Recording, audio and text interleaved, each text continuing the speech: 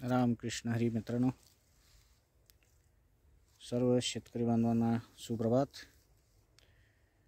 आजचा विषय असा आहे, आपण आपल्या शेतात आलेलो आहोत। हा आमचा ऊस आहे। आत्ताची जी पक्की बांधणी झालेली आहे, तर या ऊसामध्ये आम्ही वांग्याची झाडं एक 7-8 लावलो होतो घरापुरतं, विदाऊट लागवड, विदाऊट औषधाची, वांगे खाण्यासाठी। तर या आत्ता मी वांगे आहेत काय बघायला आलतो। म्हणजे पक्की भरणी झाल्यामुळं वांग्याची झाडं कदाचित ट्रॅक्टरमुळे खराब झाले असतील किंवा बाद झाले असतील म्हणून मी आलतो। पण एका साईडला लावल्यामुळे ती ठराविक मातीत गेल्यात आणि ठराविक चांगली आहेत। तर मी आता घरापुरती थोडी वांगी इथं मिळाल्यात मला। अजून एक 5-6 झाडं चेक करायची आहेत। वांगी चांगली आहेत, खायला प्यायला चांगली आहेत। तर आता इथं मी आल्यावर एका झाडाला असं बघितलं की वांगी आहेत, झाड बी भरपूर हे आहे आणि ते वांग पिवळं जर्द एक 2-3 वांगी झाल्यात, ती पिकल्यात वांगी। वैशिष्ट्य काय आहे, वांग पिकलंय किंवा वांग लई दिवस ठेवलं तर हे पिकतंय, हे काय नाविन्यपूर्ण गोष्ट नाही।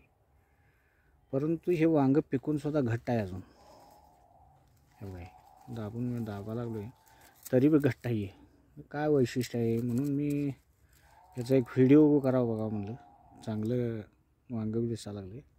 तसंच ह्याच झाडाला अनेक वांग आहे इथं, म्हणजे एकच असतं तर ते वेगळं, हे बी घट्टच आहे। हे बघा, मग मी आता हे घराकडे नेणार आहे, त्याला चिरून त्यात काय म्हणजे हाय तसं वांगा असते तसं आहे काय आणि ह्यात नवीन काय आहे ते बघायसाठी हे केलं आहे।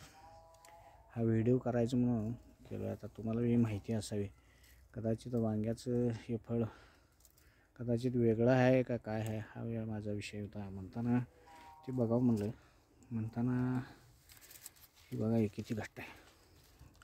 त्याला इथं चिरायव काय असं वाटायला मला बघून फळ।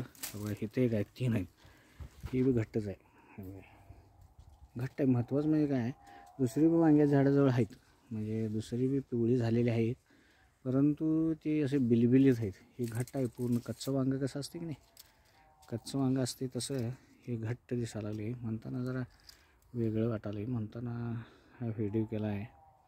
बघूया आता काय होते। हे इथं चिरावं म्हणालो आहे, खरं बघूया आता काय घरात गेल्यावर त्याचं काय व्हायचं ते बघू। खरं परत मी तुम्हाला टाकीन म्हणा।